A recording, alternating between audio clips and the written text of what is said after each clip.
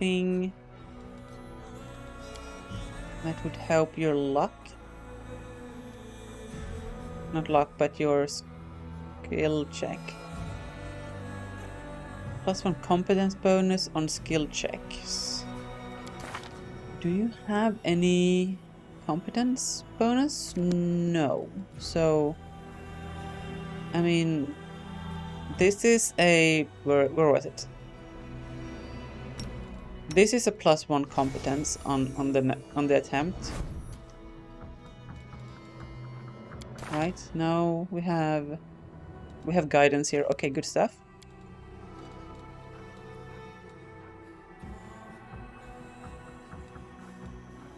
Mm-hmm.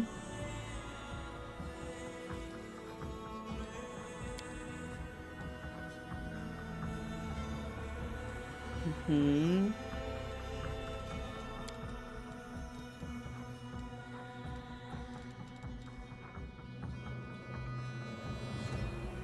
This prayer gets a +1 luck bonus on skill checks. Let's take that.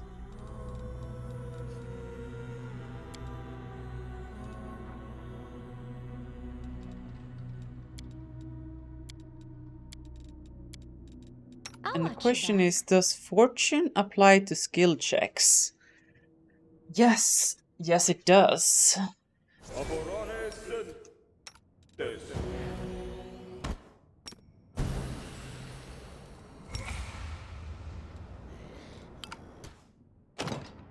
Okay, so now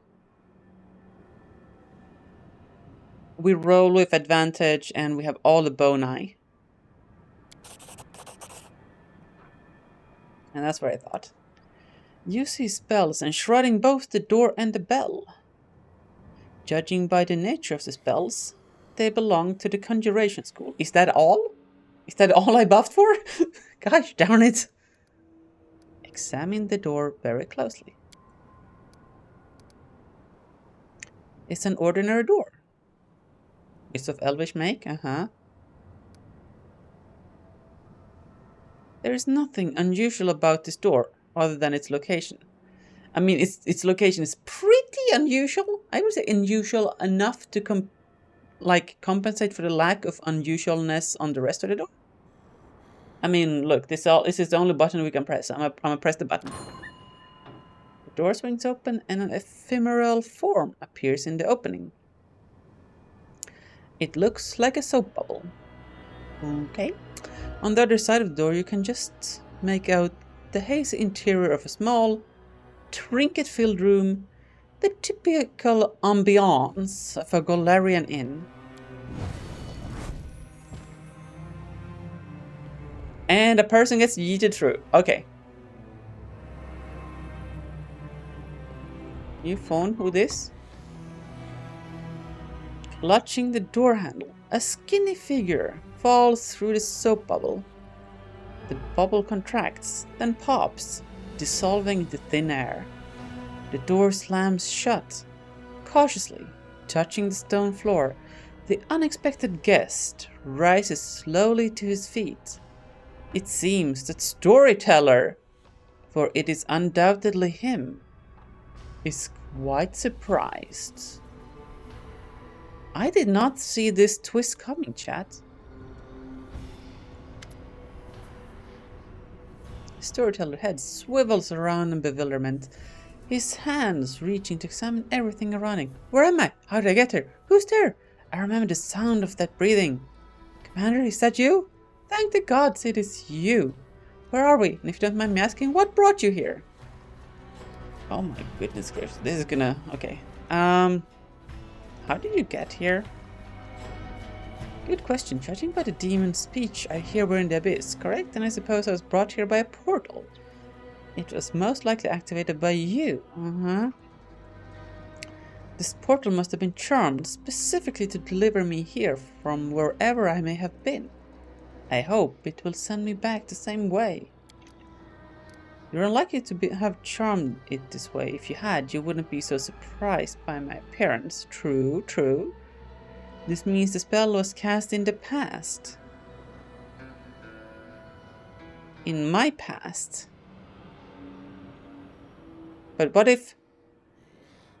What if it would have been a fireball coming out instead? Would it have been a blast cast in the past?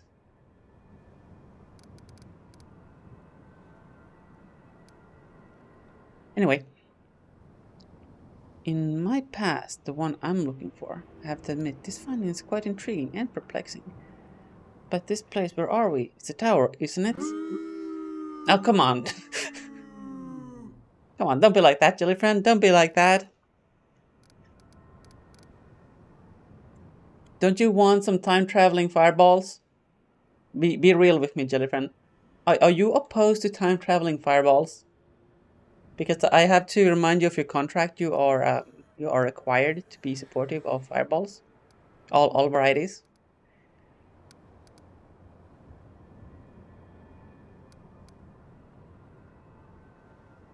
Being like that is I pay you for what you do. That's fair. That's fair. Why did you need this portal? Thanks to you. I now remember that in the past I was the court mage of the... Right! I forgot! I forgot! It all makes sense. The human mage that whatever syphilis dude, whatever he was called, talked about, that played him for the fool and figured out the Nahidrian crystals, is storyteller while he was in his bad phase. It all makes sense. I connected the dots. I mean, the game connected them for me, but you know what I mean.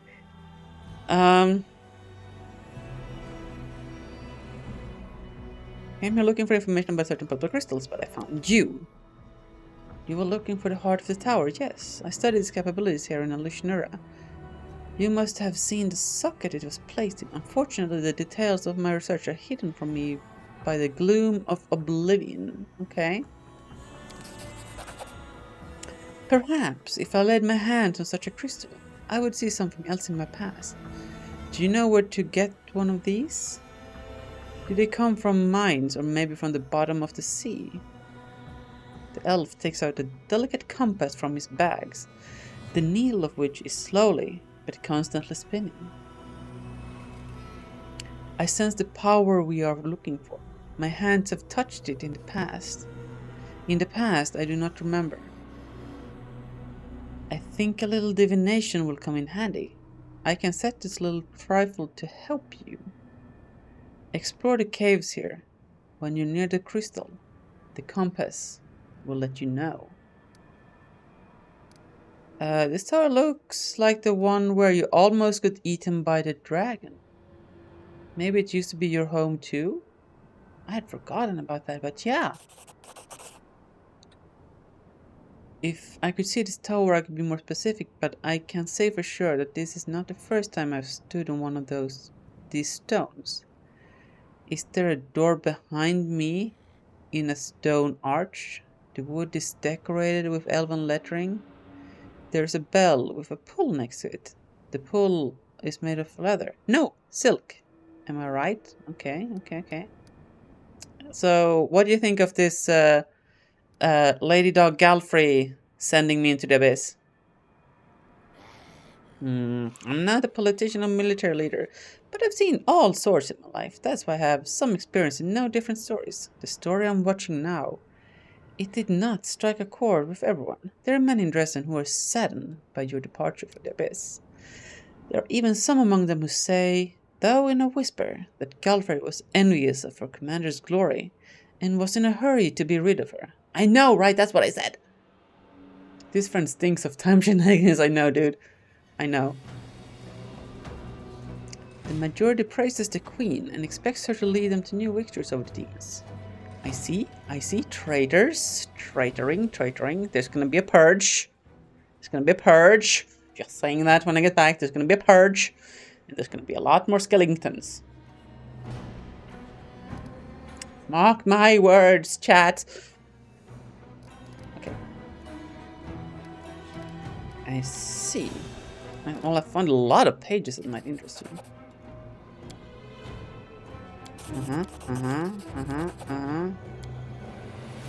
Ooh. My feet are covered by a crawling carpet of locusts. A few insects got under my clothes, under my shirt, down my back and in my pants. They were crawling all over me, tickling my skin with their little legs. They will not attack until they recognize me as a stranger. Protective spells are guarding me, allowing me to deceive the pestilent denizens of the rasping rifts. I keep very still. I am but an observer, an uninvited guest who prefers to remain unnoticed.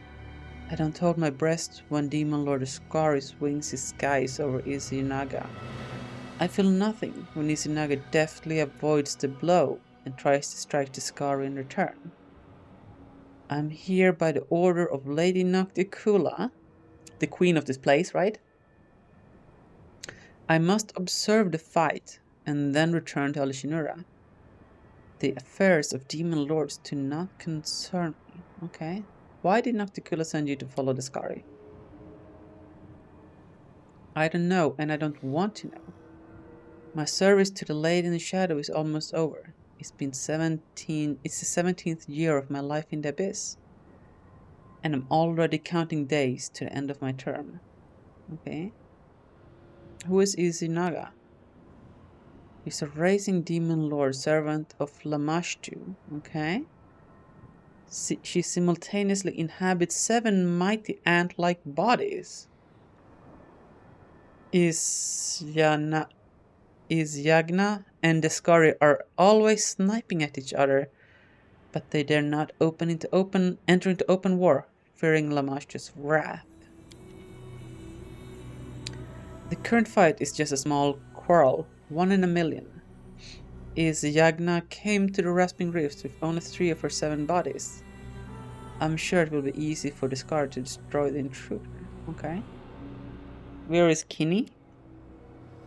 Here with you. Okay. The Sable Knight refuses to stay in Alshinura and volunteer to accompany to Rasping Rifts. Okay. Can you continue, please? Rift Carver, the Ascari's scythe swings up again. With a whistle through the air, it lodges in the ant-like head of one of Izinaga's bodies. Greenish slime splatters, the poisonous drops falling on my face. I keep very still. With a last convulsive moment, the ant-like body winches, tearing the scythe from the Ascari's hand and jumping back, only to drop on its side and lie still. This loss will hardly worry Yagna. To kill her, one must destroy her heart, which is hidden deep under Yanaran, a city in Lamashtu's realm. Disarmed, the Ascari turns to Yagna's second body that is attacking him. I slowly turn to Kinney, who is sitting next to me. My young friend is usually easily impressed by such mighty opponents fighting, but the seat next to me is empty. Kinnu is gone. Wow. Forgetting about the danger, I look around for my friend. The swarm of locusts at my feet buzzes, displeased. But the need for secrecy no longer seems so important.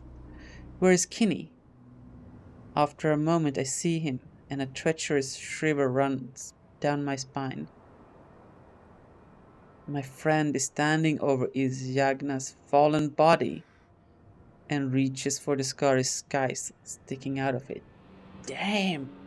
Bro is going for the ultimate greed!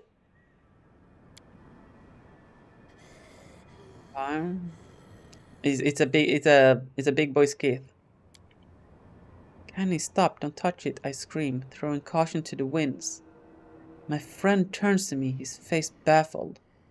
I understand him to an extent. The scythe able to rip passages between planes will certainly help us save Golarion. But trying to steal it is rash and stupid. We have nothing to defend ourselves against the Demon Lord's rage. Stop, my friend, before it's too late. Out of the corner of my eye, I see the Ascari lift another Yagna body and tear it to pieces with his bare hands. but I don't hear his howl of victory. The demon lord throws away the still body of his enemy and turns to us. The swarm of insects is biting my feet. Locusts cover my eye, hitting me in the face, trying to get inside my nose, mouth and ears. Nevertheless, I get to it first. I grab the giant scythe and swing it awkwardly in the air. The rift carver is so heavy, my hands instantly cramp. I have no idea how I managed to lift it at all. I drop the scythe on the ground, but the damage has been done. Right in front of me there's a small rift. A wound in space. The smell of Alishinura's sewage comes out of it. A wonderful smell that brings me hope for salvation. I grab Kinney's sleeve and dive into the rift, only a moment before the scar's claws cut the air where we just stood. I angered the demon lord, and my life was hanging by a thread. I never had thought that something like that could happen in my life. How many dark sides of my past will I have to find? I'm starting to fear that I might see what I might see in the next pages of my notebook. Damn. Okay. Storyteller, you're dude. You have a past. And about your work here. It's been 2 years since I started darkness. She funneled our labyrinth.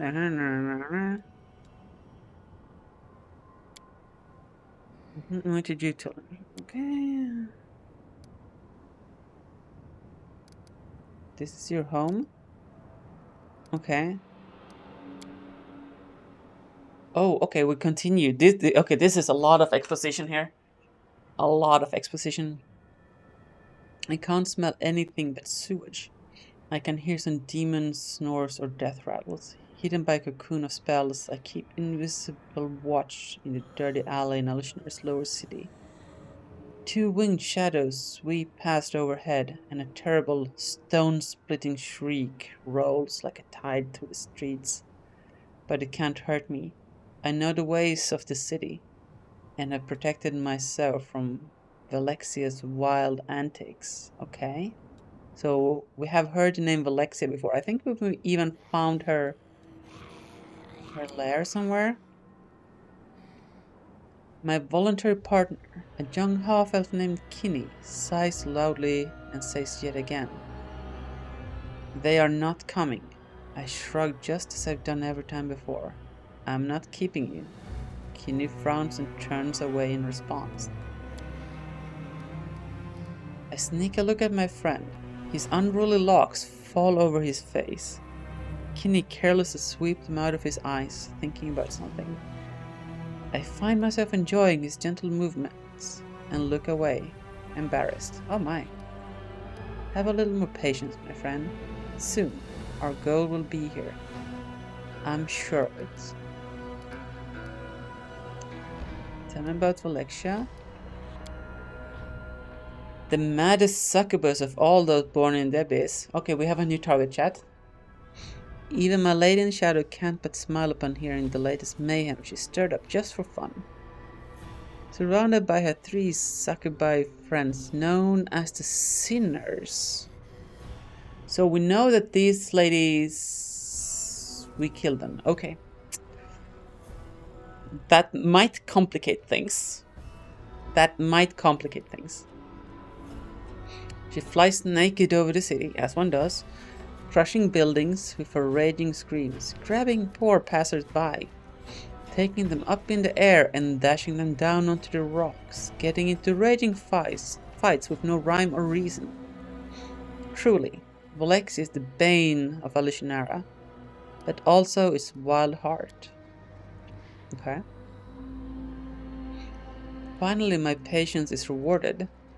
I see a slouching demon in rags, so pathetic that even the demon guards of Alishinura would not lay a hand on him out of disgust. But my spell-enhanced vision can't be fooled. I see the incubus Zephyrian the ruler of Elishinura, who answers only to the Lady in Shadow herself. But he got played by what was the name of the current Lady in Shadow's lover? Man, I forgot. Whatever. It's fine. Passing a step away from me, Zivorian stumbles and falls into a puddle of sewage, rousing disdainful chuckles from the few witnesses. But I won't be fooled by this game. Instead, I concentrate, becoming even more focused. My lord, I discovered this crystal of unknown power on one of the Midnight Isles. Have a look. A hand holding a heart-sized crystal, burning with purple flame, emerges from under the rags. The incubus's hand is shaking, the skin on his palm slightly smoldering from touching the crystal. The demon's reflection in the puddle of sewage ripples and changes. I don't hear Zephorian talking to his mysterious lord. The incubus hides the purple crystal under the rags. As you wish, my lord. No. Naxicula knows nothing about these crystals, I am sure. Of course, Lord Succoth Benoth. I winch. I have no desire to stand in the way of a demon lord. Succoth Benoth is the demon lord, is the patron of sexual and other hedonistic gratification, seeing the world as his plaything, one that serves up the violence, destruction of which he is especially fond. He is the brother of Naxicula. Can we change our religion? Is that a thing we can do? I turn around. You see, Kinney, we were able to get evidence of Zephorian's treason. I was right. But my friend is nowhere to be seen. Gosh darn it. Risokobanath. A disgusting demon lord, champion of meanness, debauchery, perversions, and breaker of taboos. Sounds like an all-around fun dude. Don't you think? He's Nocticula's brother and former lover. Okay, well, that explains the den of whatever incest thing was over there. Out of jealousy, he tried in vain to kill my lady, but he remained alive after the attempt. He's driven by fear, shame, and hatred toward his powerful sister. This wasn't a hindering crystal. You're right, okay? I'm standing at the top of my tower. There's a goblet of warmed wine in my hand.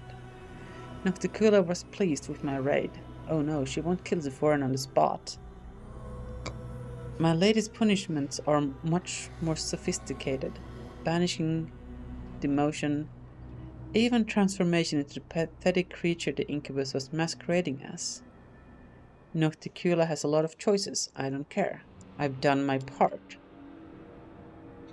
Okay, so